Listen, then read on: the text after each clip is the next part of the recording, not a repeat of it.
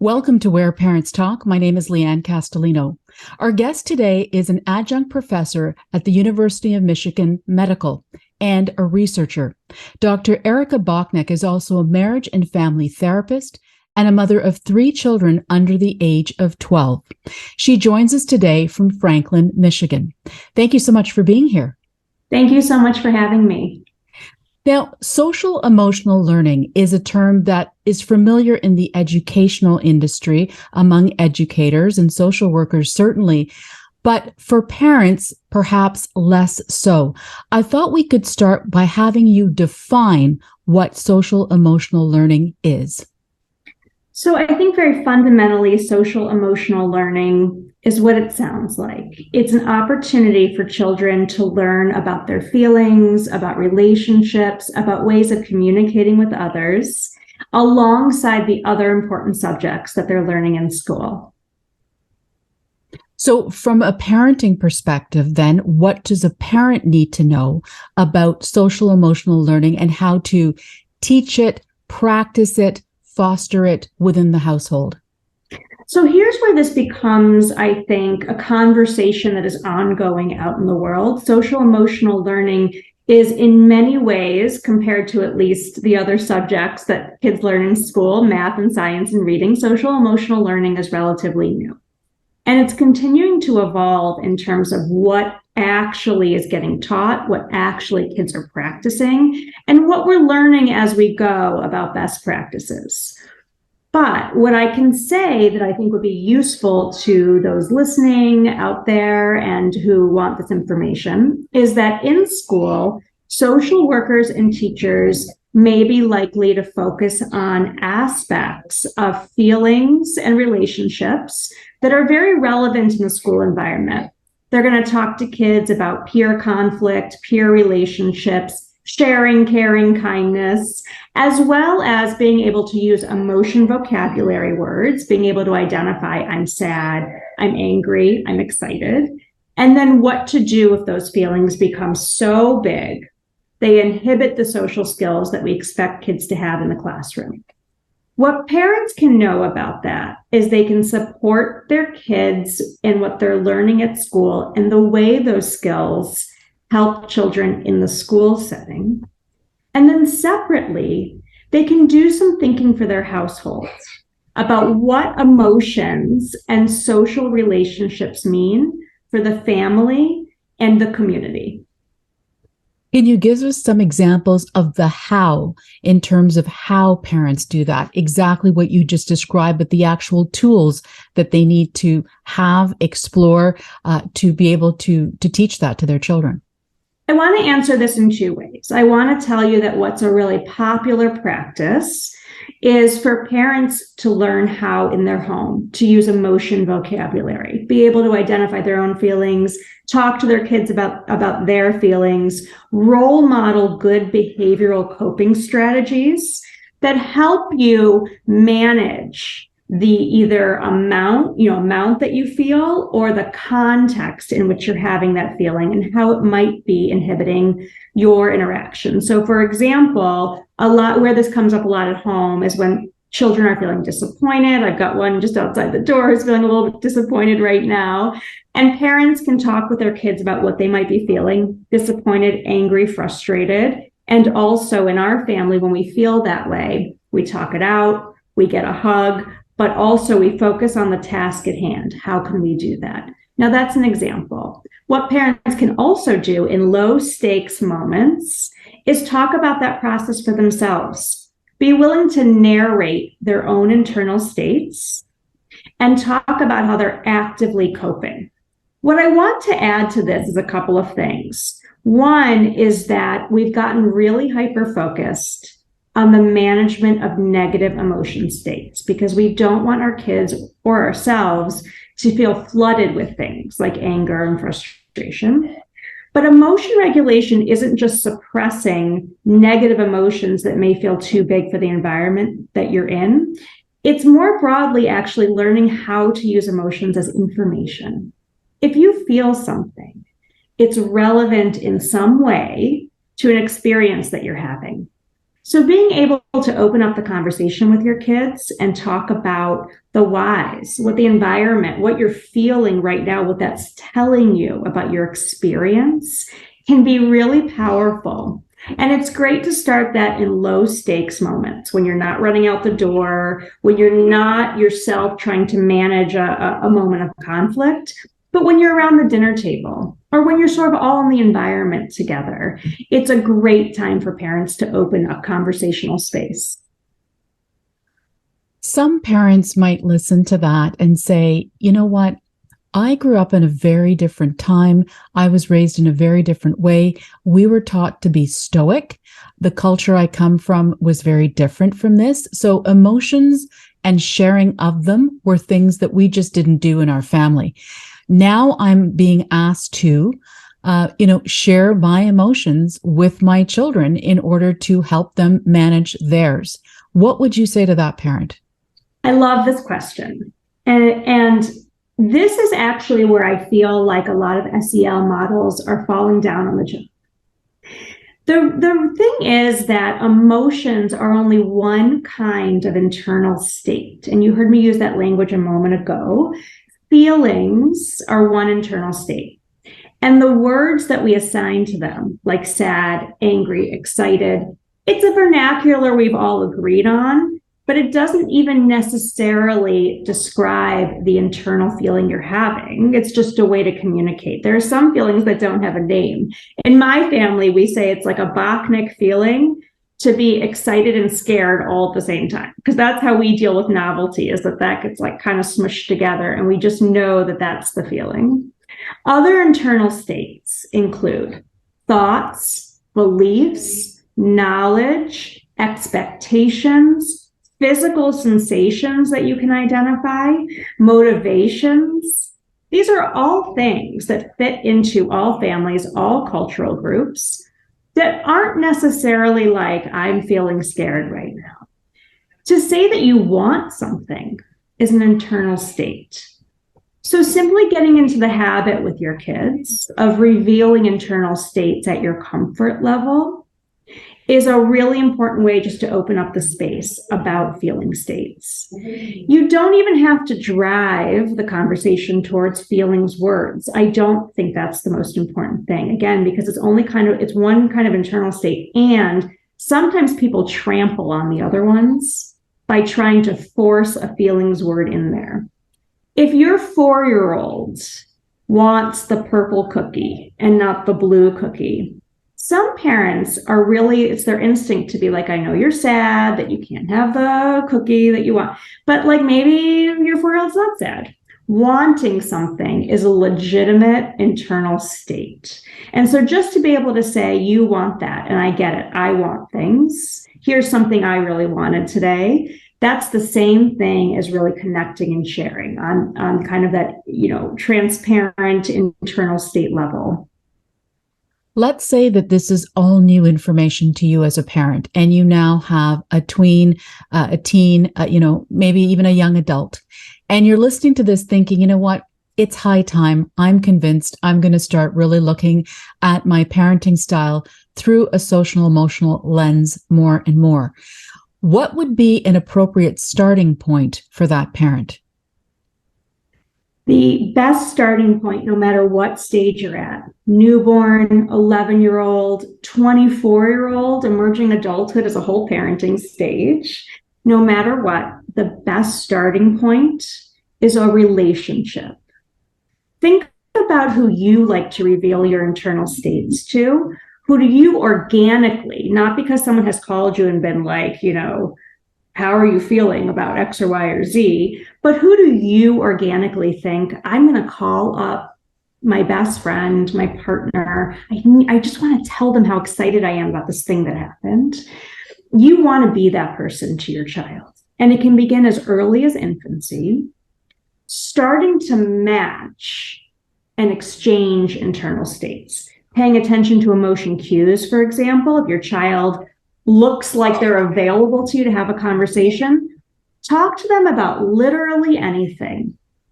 Even if it's a 4-minute conversation about the latest video game, a song on the radio when you're in the car, These are all ports of entry to start opening up conversational spaces and become the kind of partner who your child is going to want to share internal state language with.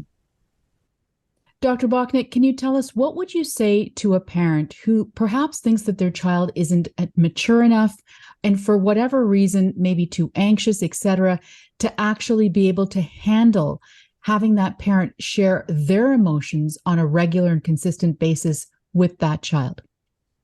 So I think, again, it's about picking a starting point that is organic, that feels like a good fit. It may be a maturity issue, or it may be a readiness issue. It may be a trust issue.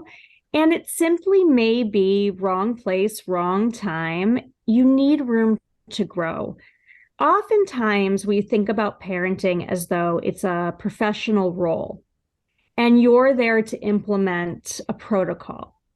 And if something's not working, either there's something wrong with the object that you're implementing the protocol on, your child, or there's something wrong with you as the worker bee. You're not doing it right. And I hope when I describe that, folks can sort of hear, yeah, that doesn't exactly sound like how this is supposed to go. Parents and children are in a relationship, and we forget that because we are so worried about getting it right. But the parent-child relationship is the basis for all of human survival and adaptation and innovation. The fact that we nurture babies and children and mentor them is the reason, the very reason we have thrived all these years. And we didn't used to have books and Instagram influencers and all these ways that we now have this kind of like curriculum, it seems like, for parenting. Wherever you are in your parenting journey, however you come away from this conversation and think, I am really interested in how my child feels about the world, how their beliefs are getting shaped, what they're motivated to grow towards. I am really interested to know, what do they think of their relationships? I'm looking at my baby and I am really curious, what kinds of people will they be drawn to? The more you start to do that kind of mentalizing, the more you're going to find that it's actually very natural to start conversations. And whenever I feel awkward or stuck, because there are some things that I just can't relate to when it comes to my kids. My oldest is a 12-year-old boy, and despite having a pretty high EQ, sometimes he tells jokes I don't get. And in those moments, I just say what's true. I don't get it, but thank you for sharing it with me. And also, maybe daddy will get the joke if you tell it to him later. I just work through it, right? Like we're just two humans in a relationship.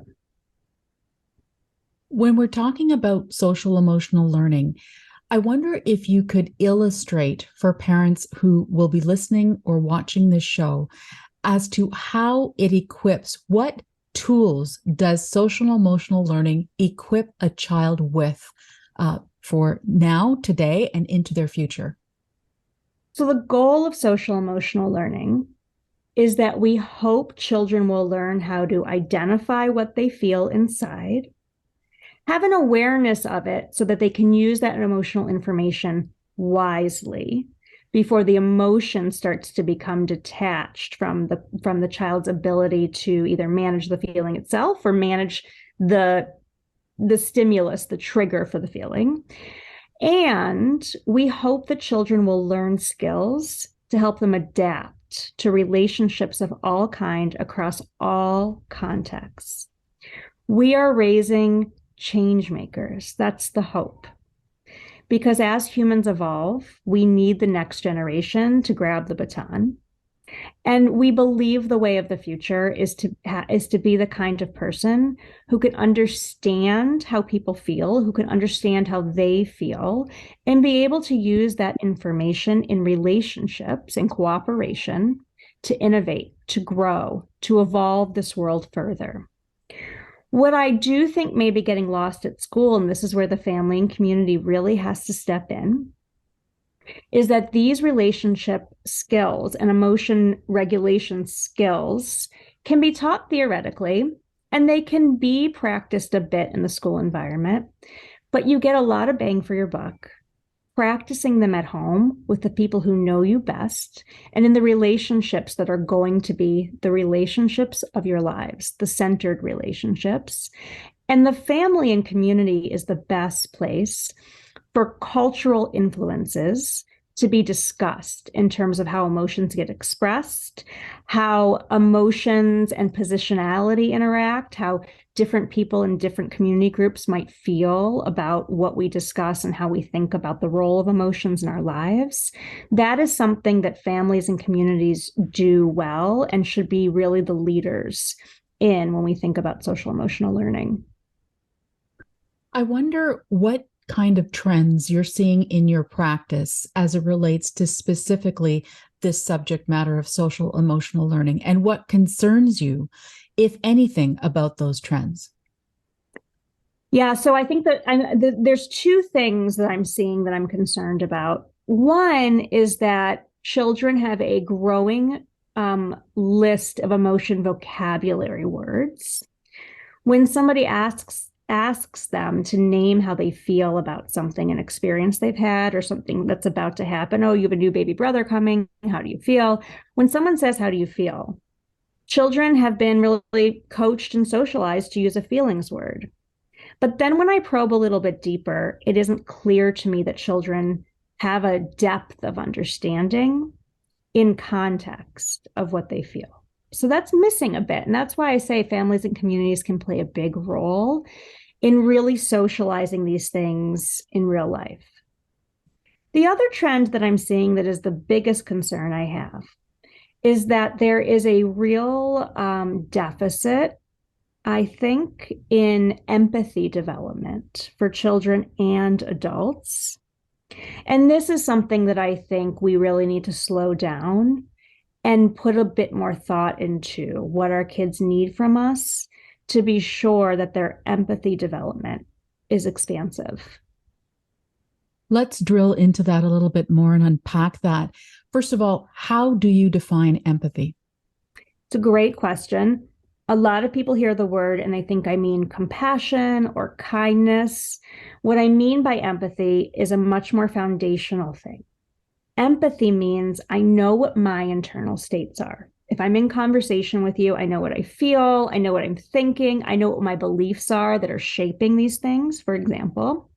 And I know that you have internal states that are separate from mine. In being able to identify those two things, it puts me in a position to essentially believe you when you tell me you feel a certain way or think a certain way. I can see us as sort of being separate human entities. Now, what that can translate into, I'm so sorry, let me just plug my computer in. You're getting the best of me here in terms of working motherhood. Not to worry. What that means then, what that translates into is once you have that established, then we're able to do the things behaviorally that most people think of when they think of empathy. But the foundational part about really being able to separate out, how do I feel and what do I think? How do you feel and what do you think? Is actually the most important part for building foundational things for future change makers, like being able to take risks, feeling psychologically safe in groups, and being able to achieve true relational equity, being courageous about examining your bias and power dynamics in relationships. Empathy is actually the cornerstone of those things. What I think we've started socializing people to do in this fast-paced world is to skip over the actual nut of empathy and sort of perform compassion and kindness. Someone says a feeling to you, and we, in a very robotic way, are like, you feel sad.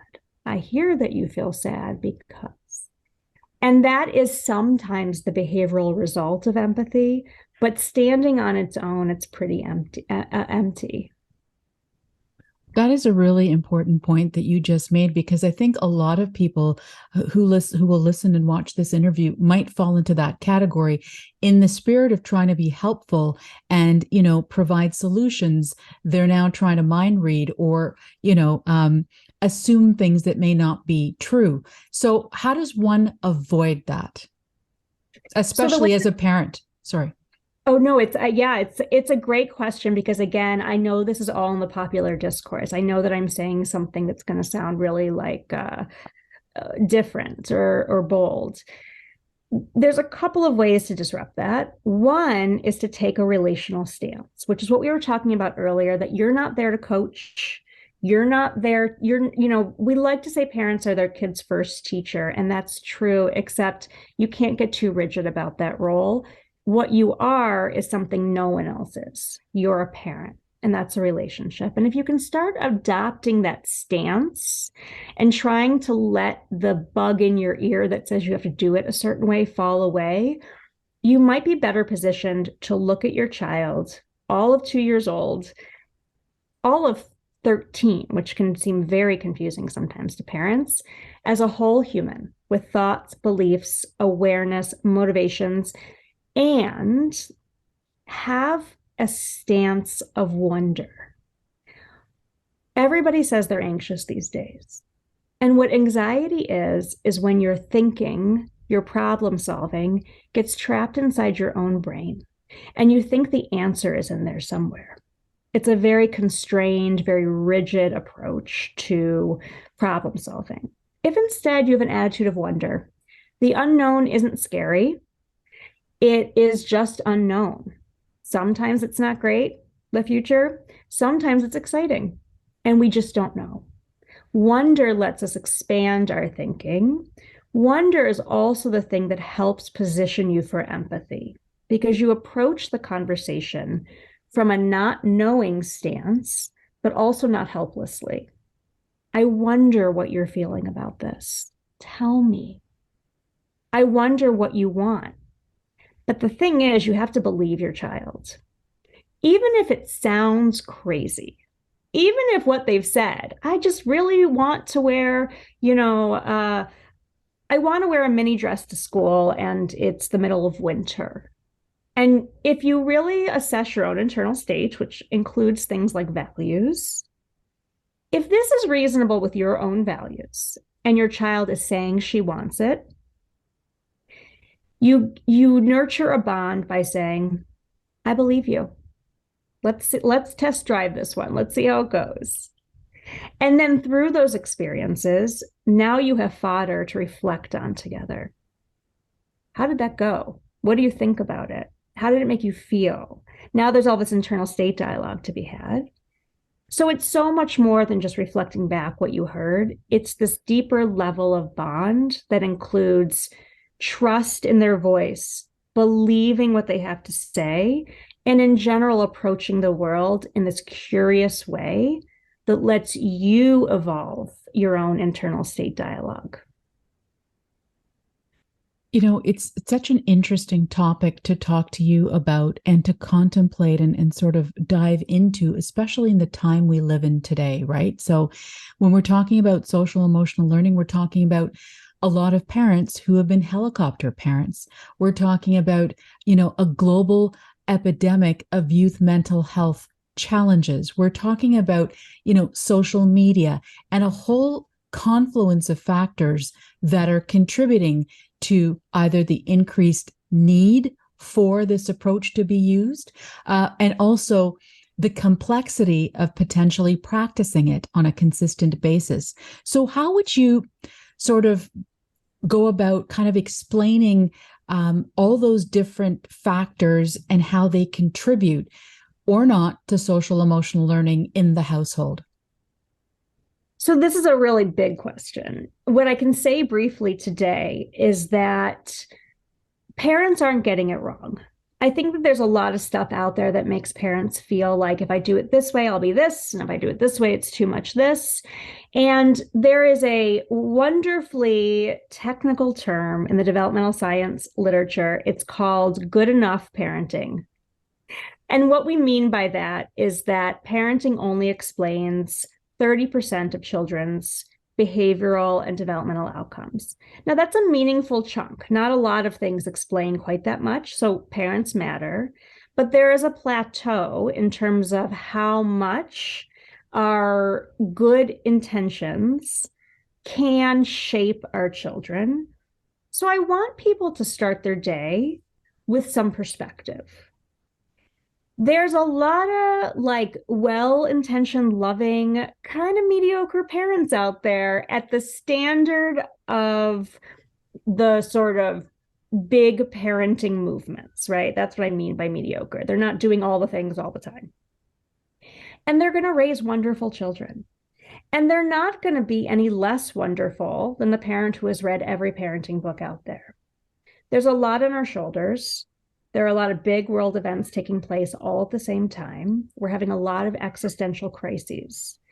But the relationship development that our kids most need from us, the spaciousness to wonder and be empathetic towards one another, is constrained by the feeling that everything is literally on our shoulders to get it right.